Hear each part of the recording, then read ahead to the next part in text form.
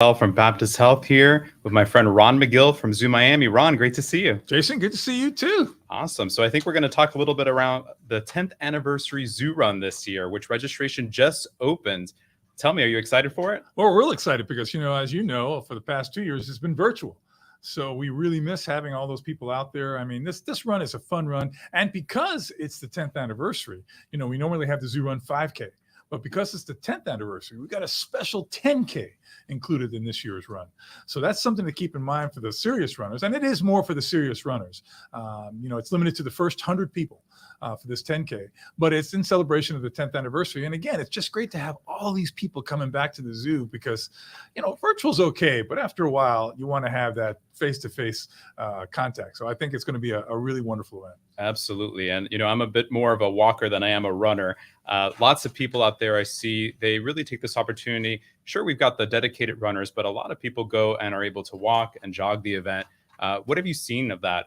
Just a lot of community participation, runners, walkers at every speed, right? Yeah, I mean, I don't want people to think that this is one of those things where, it's all these people you see running every time at 5 o'clock in the morning. No, it's not all that. As a matter of fact, most of the people out there, I would say, actually walk. There are people, their moms that come with the strollers and the kids, and they're just walking. There are people who come to the zoo every day. We have members that come to the zoo every day because if you walk all the walkway in the zoo, it's a little over 3 miles.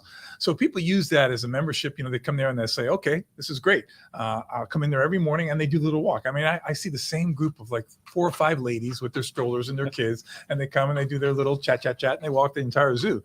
So the Zoo Run, the 5K now is actually a measured course, and it's measured through the zoo, which is great because instead of running along the streets of, South-Dade County or Miami-Dade County here, you're running and you can see Giraffe here because we'll have several of the animals out. Awesome. It's just a beautiful scenery. And anyone who's been to the zoo, it's not just a straight jog. It's kind of a winding road, so you don't know what's around each corner. It takes away some of the monotony sometimes that I think people see when they're running these courses. And I know I'm biased, but it's just a beautiful course. I don't know anywhere else in South Florida where you can run and you can see a rhino and a giraffe and maybe a lion. So I think that that's a whole other element of entertainment to the run.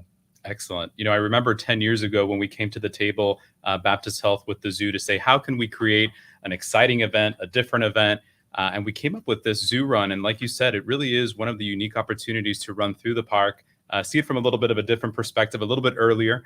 We start at around 7 a.m. most times. So just an incredible event that really underscores both organizations' commitment to healthy community, healthy environment. The big catchphrase is one health. One health. We take care of our animals, we take care of people, and together we can take care of each other. So absolutely, this is one of those things where you go out there, you can get your exercise. And, my wife and I walk every evening. And it's just, again, I can't overemphasize, this is not necessarily a run. It's a thing you can go out with your family. We've got the kids dash too, which is just for kids like 2 to 3 years old and 3 to 5 years old. It's like 100 yards for the 2 to 3 year old and 200 yards for the 3 to 5 year old. A parent can run with their kids in the 2 to 3 year old range. They got great medals too. I mean, the participation medals are really nice. They're very nicely themed. If you collect those types of things, man, I just try to walk it just to get a medal to keep for my collection because they're unlike a lot of the medals I see in some of these races. This is really some beautiful medals. You get these beautiful shirts. It's a nice package. Awesome. And I think we're ready to share this year what the theme is since registration opened today. Ron, do you know what the theme for this year is? Tell me what it is, Jason. For the first time ever, it is a giraffe theme. So maybe you can share with us a little bit about the giraffes at Zoo Miami. Well, we have a wonderful herd of giraffe. We have had over 40 giraffe born there. I've been at the zoo now for 42 years. Wow. So I started at the old Crandon Park Zoo in Key Biscayne. But I have been privileged to watch many giraffe being born. It's a beautiful thing to watch. A lot of people don't realize, first of all, they have a long pregnancy, 13 to 15 months. It's a long pregnancy. And the giraffe mother very rarely lays down to give birth. The baby comes out head first and falls 4 to 6 feet to the floor. Wow. But there's a reason for that. Anybody who's a mom who's had a baby born and, when that baby's born, sometimes you'll hear the doctor give a little thing in the butt to get it breathing, right? You want to hear that kid crying. That's a great sound. It makes your baby sound healthy. Well, there's no veterinarian out in the middle of the African bush to kind of stimulate the giraffe to start breathing. But when you fall 4 to 6 feet to the ground and you hit the ground, That's awake. You're awake at that point. You're awake. So that's kind of nature's way of doing that. And giraffe are very tall. Of course, they're the tallest of the land mammals. And when they run, they almost look like they're running in slow motion. But because their legs are so long, they're making incredible strides, and they can run very quickly, 30 to 40 miles an hour. That's a lot faster than I can run. Yeah, no, they're very, very quick runners, very powerful legs. I mean, I've actually seen in the wild, I've been privileged to go to Africa many times, and I've actually watched in the wild a lion going to attack a giraffe, and the giraffe killed the lioness. How do they do that? She kicked the lioness, Wow. going after her calf. And giraffe are interesting because unlike horses, which kick backwards, giraffe can kick to the side, to the front, anywhere. And this lioness, and she kicked it so powerfully, she broke the lioness's back. Wow. So, they're good runners. They're very defensive, of course, of their calves. Normally very gentle animals. They don't have any aggression in them at all, but they will defend their calves. And like I said, we have a nice herd at the zoo. If you haven't been to the zoo, you got to go out there because we have the giraffe feeding station. And when you go up on that feeding platform and you have, a 15, 16 foot tall giraffe come right up to you and you're looking eye to eye to giraffe and you take a little piece of lettuce in your hand there and you see the 16-inch long tongue come out and grab that lettuce, it's the kind of experience that leaves an impression. And what color is a giraffe's tongue?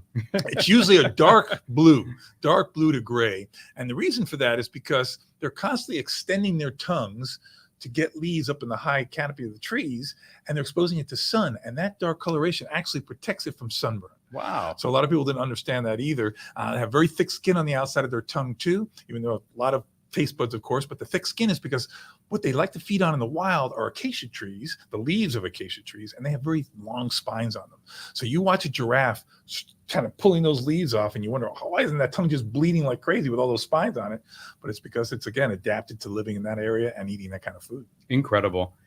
Ron, let's talk a little bit about what this race is actually going to benefit. This is a signature event for Zoo Miami, the Zoo Miami Foundation, and also Baptist Health's West Kendall Baptist. On the Baptist Health side, I know that the funds that we raise go towards developing community health programs, free community screenings. Most recently, we used the funds from the previous race to build a fitness course on the campus of West Kendall Baptist Hospital.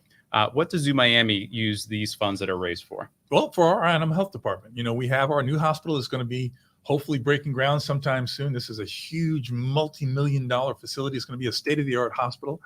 We just recently are going to be opening now our sea turtle hospital, which is a huge different facet to the animal health department, because now we actually already have received 2 turtles that we're treating right now. We had a big loggerhead turtle that came in a couple of weeks ago that had been attacked by a shark pretty badly, actually lost her front left flipper, actually just had exposed bone. So we had to do surgery on that to remove the bone and close that up. So we closed that portal to infection, but she's under rehab right now. She's eating well.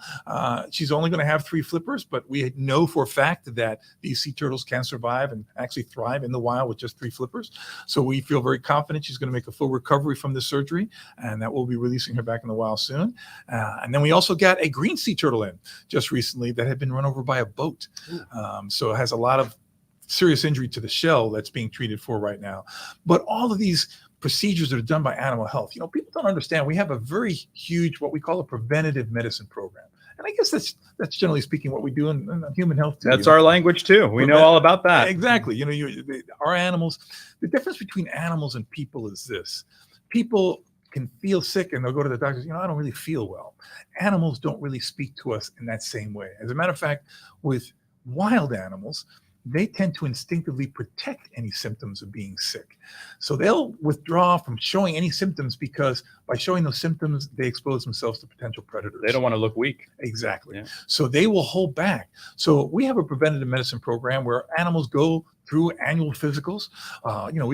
We do fecal examinations, urine examinations, blood exams, radiographs, ultrasounds. We do all of these examinations on a regular basis, whether the animal is sick or not, because those are indicators to us. And I can tell you, Jason, we have had animals that look perfectly healthy. They look great. And we bring them in for an annual exam. We go, what is cooking in here? I mean, we see some serious things going on that we are able to address because of that preventative program. And it's key because once animals start showing those symptoms of being sick, usually they're well advanced in the problem. So these animal health programs are exactly what the funding from this, the proceeds from this race are going to help further enhance our new hospital being built, to help support things like the Sea Turtle Hospital. That animal health program is key to the overall health of the animals at the zoo. And that's our responsibility. We have a moral responsibility to provide these animals with the best care possible. And that's why, quite frankly, the overwhelming majority of animals in zoos today live much longer than they would in the wild. It's fascinating to me just how aligned our missions are, right? You're talking about building hospitals, preventative medicine, keeping people healthy. That's what we do as well. And I think that's why we work in such a great partnership. We have the same goal. Right? Absolutely. And, you know, we feel very blessed to work with Baptist. I mean, Baptist has, you know, such a far reaching net here in our South Florida community. I myself live 2 miles away from West Kendall Baptist. So that for me that's home. Well, not home that I want to be there all the time, but knowing that it's there is we're there for you when you need us. It's very, very, settling for me. So we feel very fortunate to have had this partnership now for years. It's one of those things we want to continue to build on. This race becomes more popular every year. I know from several runners that have told me personally that, listen, that's just a fun race. It's just a wonderful time. It's wonderful scenery. Everything we want in a race, we have in that race. So hopefully people come out. And, there's different categories, different age groups. I mean, I've got all the age groups here. There's all kinds of things. Tell us a little bit about it. Yeah, we've got, let's see. Okay. We've got the 2 to 3 year old, the Zoo Kids Dash. We got the 4 to 5 year olds, which is 200 meters, and the 6 to 9 year olds, which is 400 meters. I don't know. I don't even know if I could run 400 meters now. So, we have those different categories for the kids, and then we have the different age groups for the folks, for the people. I don't know them all memorized, but there's the juniors, the seniors, the extra seniors. I mean, we've got people. I know there are people that have been over 80 years old running in this race in the past. Absolutely. And we actually give medals to all the different age categories. So for every 5 years, you are able to compete to be the fastest runner in your age group. So we have had the fastest 75 plus person multiple times win the event. No, it's incredible. And like I say, people go out there with their families. Afterwards, we have lots of vendors out there, and they have like a beer garden. They have all kinds of celebratories. It's good. And if you run in the race, all you need to show your bib, you get free admission to the zoo afterwards. Wow, and anybody who's in your party up to 6 people will get 50% off. So you can bring up to 6 people with you, get 50% off. So you run the race, you with the bib get in for free, and anybody with you up to 6 people gets 50% off. Enjoy the zoo. Can't beat that. No, it's a great deal. So it's a lot of fun. Awesome. Ron, you mentioned a little bit ago, you've been with the zoo for almost 40 or a little bit over 40 years. 42 years. Point. Yeah. That's incredible. Any kind of highlight that you want to just point out in this opportunity? I would love to just learn a little bit more about that. Well, I'll tell you, it's grown so much. I started at the old Crandon Park Zoo. And it's going to take somebody really old to remember that zoo, because that's where I started. Small little zoo, 30 plus acres. It really was, gosh, to be honest with you, as far as a park goes, beautiful. As far as the zoo goes, depressing. Small cages, bars, concrete floors, not a lot of enrichment within, because we didn't know better back then. I think people back then, zoos were more of an attraction as opposed to conservation organizations. And we've evolved a great deal since then. So being part of that move over, I mean, I remember vividly coming down US 1 when we had put a giraffe into a crate, but because giraffes are so tall, the top of the crate is open. So the giraffe's neck and head is sticking out. We've got a police escort going down US 1 with FP&L and the utilities companies to lift the light so we can get underneath and things like that. And I remember as we're driving south on US 1, people driving north, you heard these accidents. You heard, because people are looking at the other side of people coming down US 1, and they go, oh, what's that? Oh, geez, I'm not paying attention to the person in front of me. So that in itself was just a very memorable experience. Coming to the zoo and realizing now, where you saw in Crandon Park, we had a tiger in a cage not much bigger than this little studio, with metal bars and a concrete floor and one little wooden platform. Now you had a tiger out on this beautiful half-acre, beautiful grass exhibit with this replica of the temples of Angkor Wat from Cambodia behind it. Huge live trees out there. It was just such a transition. It was such an awakening for all of us to think, wow, this is the way it should be, So that was an incredible thing. I mean, having gone through Hurricane Andrew, now that we're in hurricane season again, for me, boy, that left an indelible impression in me. I'll never forget that, because with the hurricane, and this is 30 years now, I can't believe this is the 30-year anniversary of Hurricane Andrew. But I remember we had gone through several quote unquote hurricanes before then. Hurricane David, I figured there was another one. And, we have a very detailed protocol that we go through when a hurricane warning is put up. And it's a ton of work, Jason. I got to tell you, we got to take down all the tarps. We got to put away all the rakes, the shovels, the wheelbarrows. It's so much work just getting the zoo ready. And for the initial hurricane threats, you look back, you say, well, it was for nothing, because they never came, and we did all that, and then we got to take all the stuff back out and hang all the tires back up. And me, as a young, naive, less than intelligent individual. I remember as we're preparing for Hurricane Andrew, here we go again.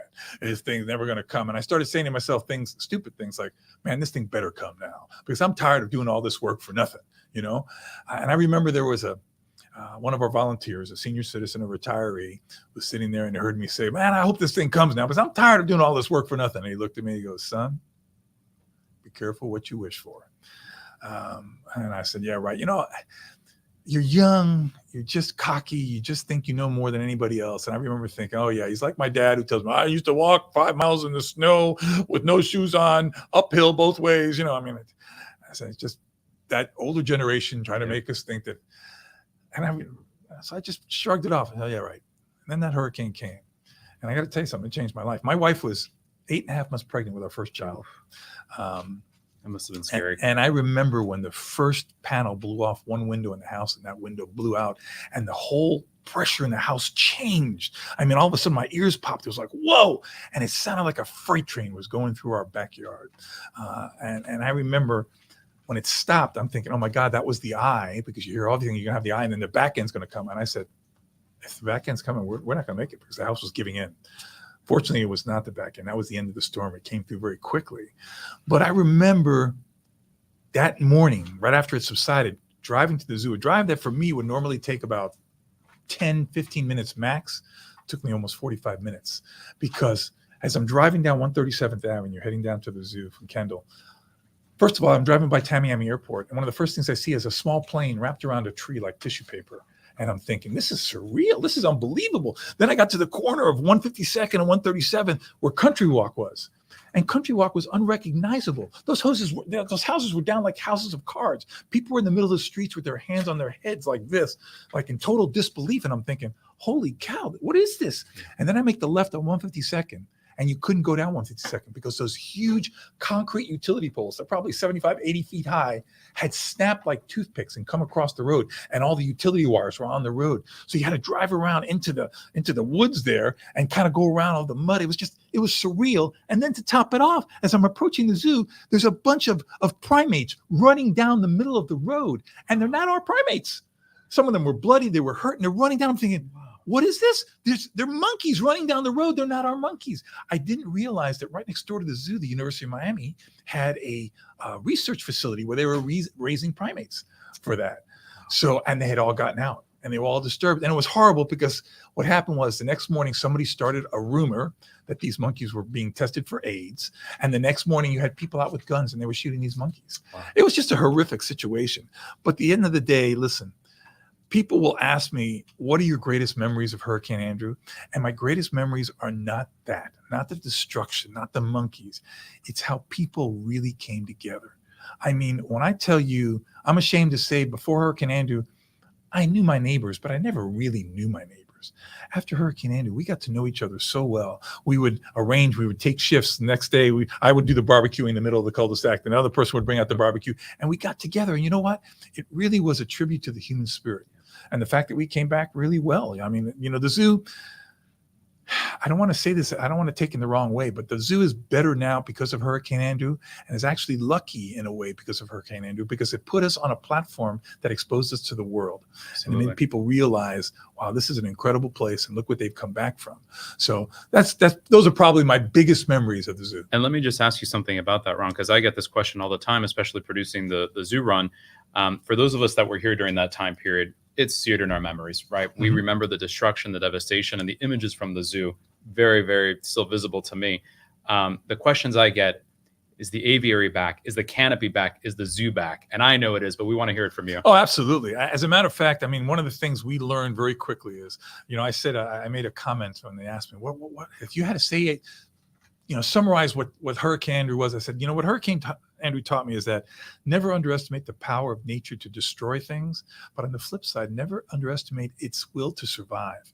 We had trees grow back so quickly. It's just unbelievable. The aviary is back, but we built it in a way totally different than the original one. The original one was built on a budget of $3 million.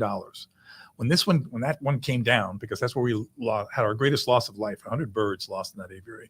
The new one was built to the new Miami-Dade County building codes. So whereas the first one cost us $3 million, The second one cost us $13 million, but it's up there now. It's a much better structure. The zoo is not only back, but it's much better than it ever was before Hurricane Andrew. We've increased it and added so many different, exhibits, Amazon and Beyond, Florida Mission Everglades, our new Conservation Action Center. All these things are new since the hurricane. They're fantastic experiences to have at the zoo. And you're going to be able to see all of them during the zoo run, right? Absolutely. It's all going to be open there. And, again, I can't stress it enough. Listen, register now. There's an early bird rate that goes up into June 30th. Then there's another kind of a discounted admission up until July 1st, and then you pay the regular rate. So the sooner the better you get it. I would sign up today. Sign up today. Go up and do it. It's a fun race. Like I said, there's vendors out there. We have the after event with the beer party and all that stuff. And I shouldn't say beer party. There's a beer garden. There's a beer garden. There's a watering hole. There's a watering hole. Calling it the watering hole. And it's just a great environment. That's out there in the west parking lot of the zoo. And like I said, I'll be there. I'll be starting it and finishing it as the official kind of starter type guy. And, awesome. we'll have a lot of fun. Awesome. Well, Ron, I keep hearing a friend of ours rustling down under the That's table. Right. Want to bring him out, him or her? Excuse me. This is something where, I don't usually go places without animals because people don't want to see me. They want to see animals. But I thought we have a race, right? So what about the tortoise and the hare? And this is a Florida box turtle. And people say, okay, what's the difference between a tortoise and a turtle? Generally speaking, the term turtle means all the shelled reptiles. When you speak of tortoise, in the United States at least, or North America, tortoise means the land turtles. Okay, so this could be considered a tortoise because it is a land turtle. But generally speaking, that's the main difference between turtles and tortoises. Now, turtles tend to have a very flat shell, whereas tortoises tend to have a more higher dome shell. And this guy's a box turtle. And the reason he gets the name box turtle is because if he goes inside a shell, closes up here, he's got a little hinge on this. Oh, he's not even going to close up because he's so used to me. He's got a little hinge on the shell here that enables him to close them up totally in a box. Wow. And it's one of the only types of turtles. The box turtles are the ones that have those hinges on the bottom, whereas most turtles just have a flat shell on the bottom and they tuck in their heads and then they take their legs and put them over their heads. And on their legs here, if you feel these little bumps on their legs, those are actually little osteoderms, fancy word for little pieces of bone in the skin. So they use that as a piece of armor. But this is a full-grown Florida box turtle. These are protected now. A lot of people look at these things and they say, oh, I want to keep one as a pet. You cannot keep one as a pet.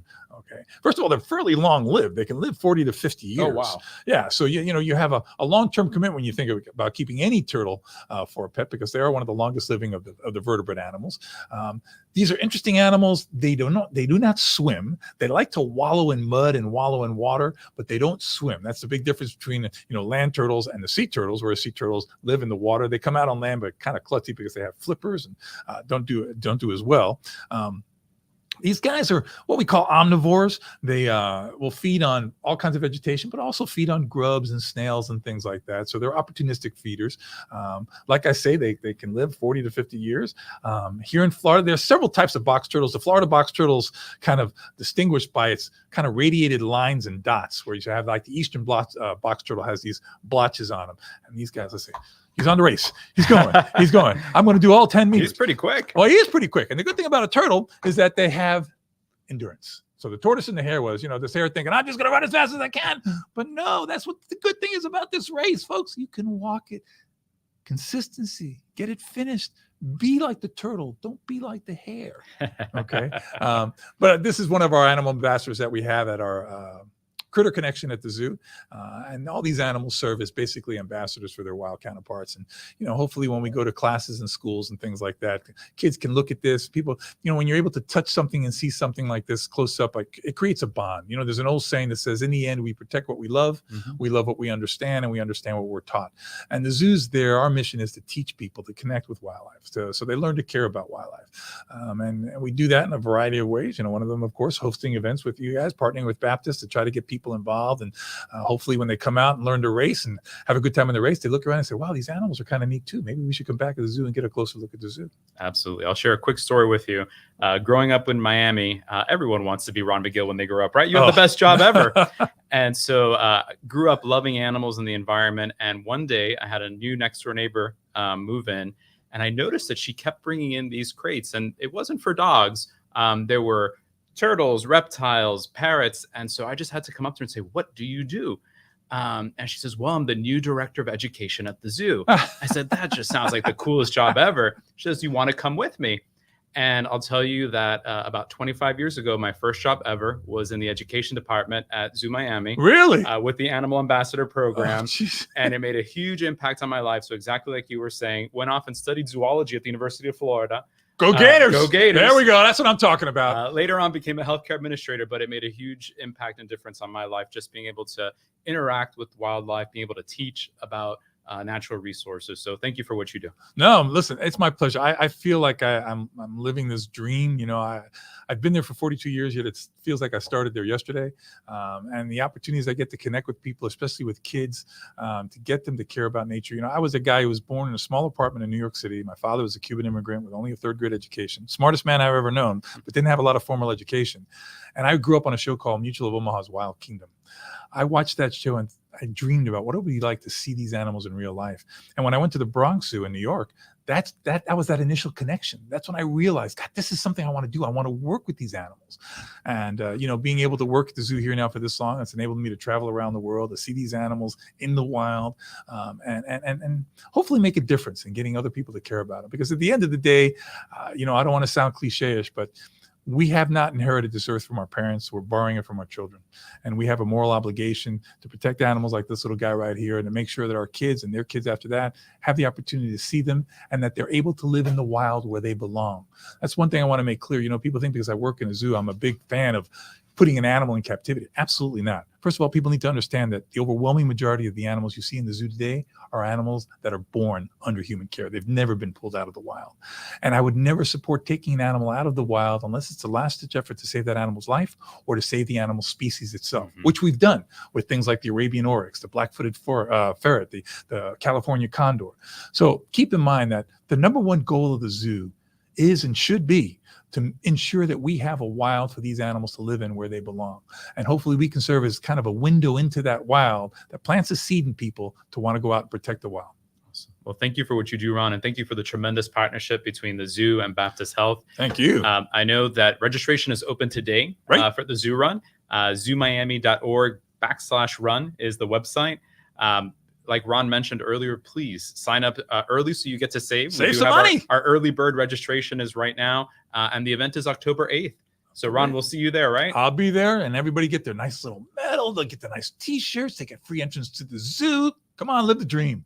Awesome. Looking forward to it. Well, thanks so much, Ron. We really appreciate your time today. A pleasure.